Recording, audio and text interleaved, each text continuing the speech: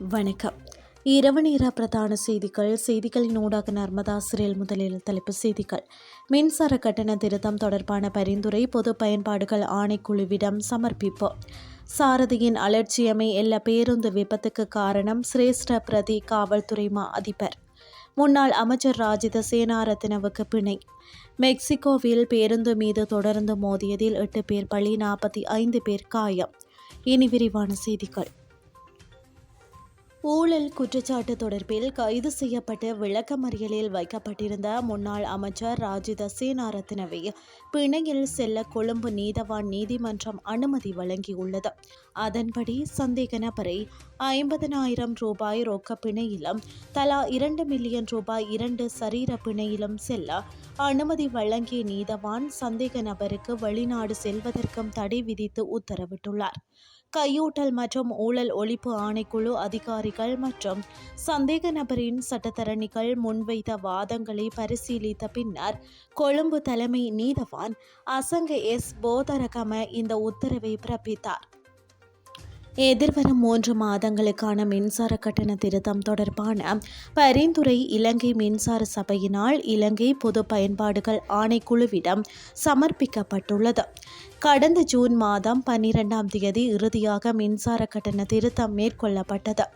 இதன்போது 15 வீதத்தினால் கட்டண திருத்தம் முன்னெடுக்கப்பட்டது. இந்த நிலையில் மீண்டும் மின்சார கட்டண அதிகரிப்பை மேற்கொள்வதற்கு இலங்கை மின்சார சபையின் தொழிற்சங்கங்கள் தமது எதிர்ப்பை வெளியிட்டுள்ளன. எல்ல வெள்ளவாய வீதியில் நடந்த பேருந்து விபத்து பேருந்து சாரதியின் அலட்சியத்தால் ஏற்பட்டதாக போக்குவரத்து நிர்வாகம் மற்றும் வீதி பாதுகாப்புக்கு பொறுப்பான சிரேஷ்ட பிரதி காவல்துறை மா அதிபர் இந்திக கபுகொட தெரிவித்துள்ளார்.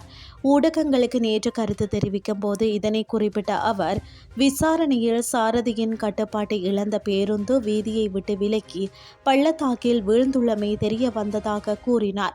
கடந்த 4ஆம் தேதி இரவு தங்காலை நகரசபை ஊழியர்கள் மற்றும் அவர்களது குடும்பத்தினரை ஏற்றி சென்ற பேருந்து சுற்றுலா சென்று திரும்பிய போது எல்ல வெள்ளவாய பிரதான வீதியில் 24வது மைல்கல்லில் உள்ள பள்ளத்தாக்கில் விழுந்ததில் இந்த விபத்து நேர்ந்தது.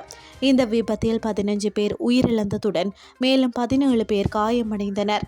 இந்த நிலையில் பதுளை மற்றும் பண்டாரவளைக்கு பொறுப்பான பிரதி காவல்துறை மா அதிபரின் அறிவுறுத்தலின் பேரில் மோட்டார் வாகன பரிசோதகர்கள் மற்றும் நியமிக்கப்பட்ட காவல்துறை குழுவினால் விசேட விசாரணைகள் மேற்கொள்ளப்பட்டு வருவதாக சிரேஷ்ட பிரதி காவல்துறை மா அதிபர் இந்திக கபுகொட தெரிவித்தார். இனி வெளிநாட்டு செய்திகள். மெக்சிகோவில் 2 தட்டு பேருந்து ஒன்றின் மீது தொடர்ந்து மோதியதில் 8 பேர் பலியாகினர். மேலும் 45 பேர் காயமடைந்துள்ளதாக வெளிநாட்டு ஊடகங்கள் செய்தி வெளியிட்டுள்ளன. மெக்சிகோவின் வடமேற்கே உள்ள அட்லகோமுல்கோ நகரில் இன்று தொடர்ந்து கடவையில் சிக்கி 2 தட்டு பேருந்து மீது தொடர்ந்து மோதி விபத்துக்குள்ளானது. தகவல் அறிந்த அந்த நாட்டு காவல்துறையினர் மற்றும் மீட்பு குழுவினர் விபத்து நடந்த இடத்திற்கு விரைந்து சென்று மீட்பு பணிகளில் ஈடுபட்டனர். தொடர்ந்து கடவை அருகே 2 தட்டு பேருந்து வந்த நிலையில் பேருந்தின் பிரேக் செயலிழந்ததன் காரணமாகவே குறித்த விபத்து இடம்பெற்றதாக காவல்துறை அதிகாரிகள் தெரிவித்துள்ளனர். மேலும் 45 பேர் காயமடைந்த நிலையில் சிகிச்சைக்காக அருகில் உள்ள மருத்துவமனைக்கு கொண்டு செல்லப்பட்டதாகவும் காவல்துறை அதிகாரிகள் தெரிவித்துள்ளனர். இனி விளையாட்டு செய்திகள். 2025 ஆண்டுக்கான ஆசிய கிண்ண கிரிக்கெட் தொடரின் 17வது பதிப்பு இன்று ஆரம்பமாகிறது.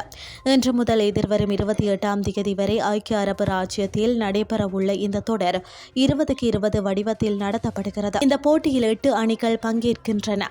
இந்த நிலையில் ஆசிய கிரிக்கெட் பேரவையின் 5 முழு உறுப்பினர்களான ஆப்கானிஸ்தான், பங்களாதேஷ், இந்தியா, பாகிஸ்தான் மற்றும் இலங்கை ஆகியவை தானாகவே போட்டிக்கு தகுதி பெற்றுள்ளன. அத்துடன் 2024 ஆசிய கிரிக்கெட் பேரவையின் ஆண்கள் பிரீமியர் கோப்பையில் முதல் 3 இடங்களை பெற்ற ஐக்கிய அரபு ராச்சியம், ஓமன் மற்றும் கொங்காங் ஆகிய அணிகளும் இந்த தொடரில் பங்கு பெற்றுகின்றன. இதன் அடிப்படையில் இன்று ஆப்கானிஸ்தான் அணிக்கும் கொங்காங் அணிக்கும் இடையிலான போட்டி நடைபெறவுள்ளது. இத்துடன் செய்திகள் யாவும் நிறைவடைகின்றது. அடுத்து காலை 8:30க்கு எதிர்பாருங்கள். நன்றி.